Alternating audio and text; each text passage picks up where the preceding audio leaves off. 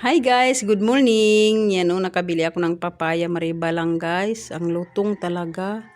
Ang sarap, matamis na malutong. Yan, mukhang hinog no. Pero malutong talaga.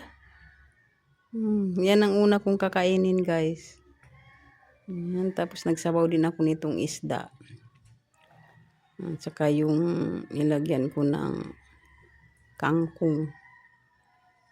Saka maraming luya, sibuyas, kamatis. Yan guys, sarap ihigop ng sabaw para madaling lumakas ang lola niyo guys. Nagkasakit ako guys. Pero medyo okay na ako ngayon. Alhamdulillah. Kaya ito naman ang ulam ni Bunso. Litson manok at saka maraming gulay. Yan, sarap din yan guys. Gustong gusto talaga ni Bunso yung mga ganyang ulam. May broccoli, cauliflower, at saka yung carrots. Ito, may kanin din kami guys.